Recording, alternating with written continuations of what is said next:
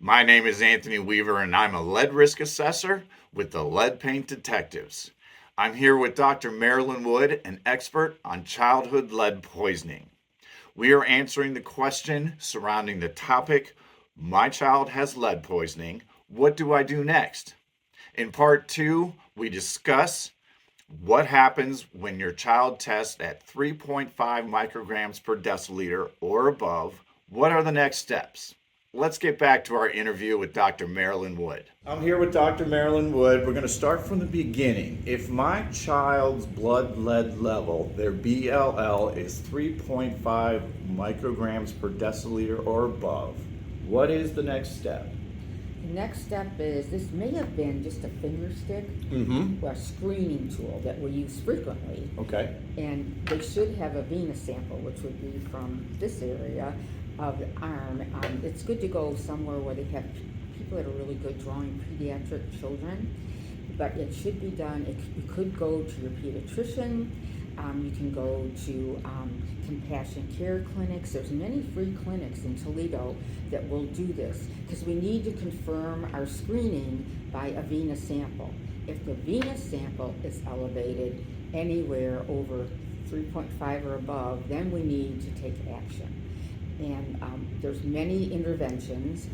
Number one, if this is one of your children, we should have other children tested, because that they're in the same environment, and they're also exposed. So we want to have them tested. We could do a screening on them and then do a venous sample if they're elevated.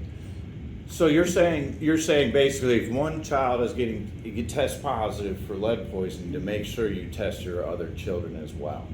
Okay. Most likely, yeah. They're exposed to the same exposure, lead exposure in the home or the soil, or even we have to look like grandma's house and daycares and school and things like that, because it may be if they spend a good amount of time in other places too, we should look into that. So the next step would be looking at interventions, and these really work. We've seen success stories with many children in our area. One South Toledo little girl, another little toddler lived in the old West End. We've had children out on Hill Avenue, so good things can happen. Number one, it's good to get them on a vitamin, because we want them to have an increased intake of iron, calcium, and vitamin C. Those will help, because the binding sites on the cell will attach to those good nutrients instead of the lead in the system. Another thing we can do is avoiding an empty stomach. Every 2 hours, the child should have something on their stomach, crackers or some kind of a snack between meals. That's important, because if the stomach is empty, more risk of getting the lead into the bloodstream. Another is hand washing. We just can't stress that enough.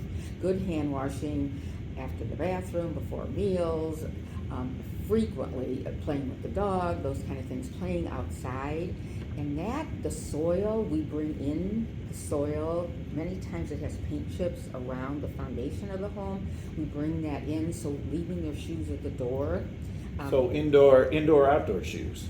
Yeah, that would be a great idea. Oh, okay. Yeah, that they wouldn't be tracking that in. Same thing with your pets.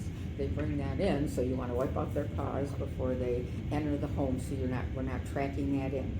If somebody works where we've had moms and dads where they're exposed to lead in their workplace, it's a good idea for them to get out of their work clothes, take a shower, get some other new clothes on before hugging their children. It doesn't take much for children to be exposed, so those are things we can do.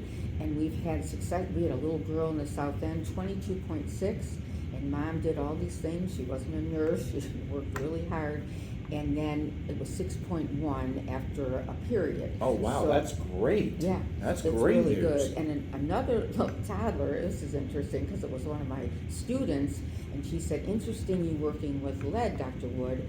I had to coax my pediatrician into doing a lead screening on my little boy, because we're in an old West End home, and he said, no, we'll wait till next year. And she really talked them into it, and it was 15.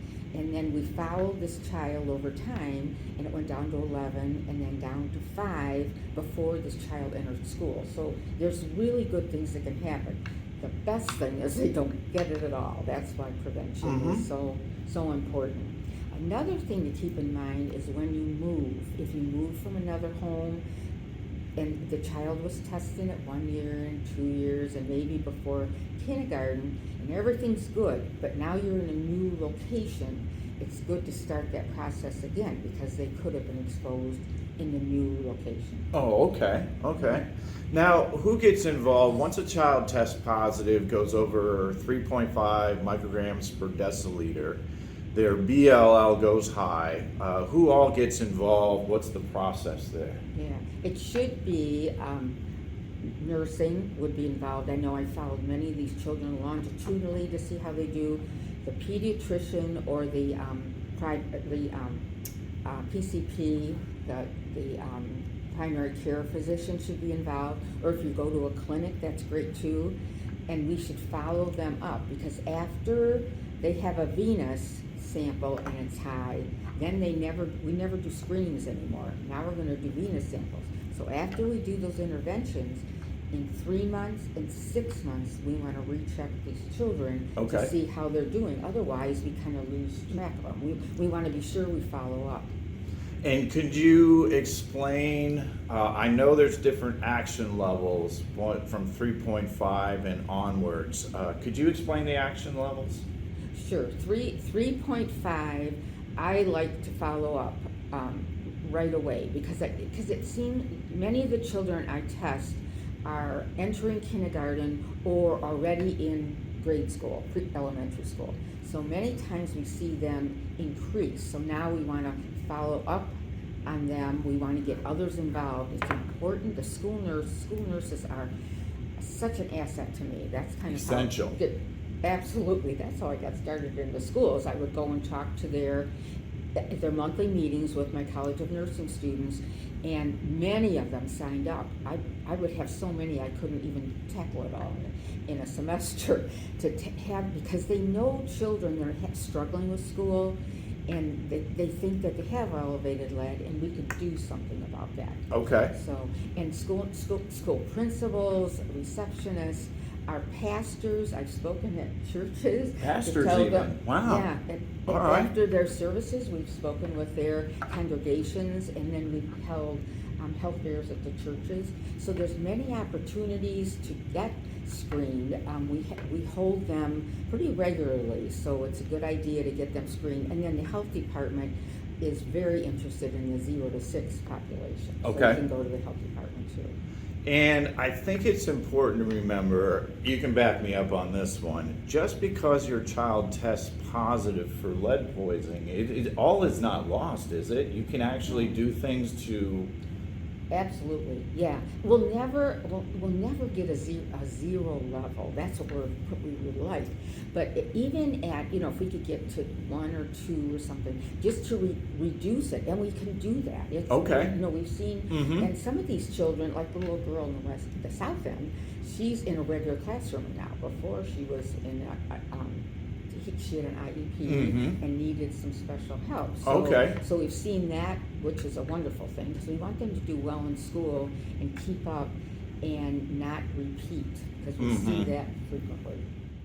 In summary, the first steps to take after your child is tested positive for lead poisoning is to talk to your pediatrician and or primary care physician and develop a plan and follow-up care. If one of your children tests positive for lead poisoning, get your other children tested.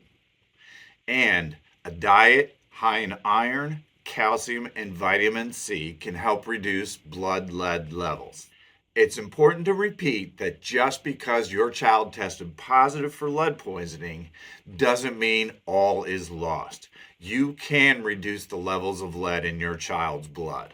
In part 3, we discuss what are the expectations and the reductions of your child's blood lead level.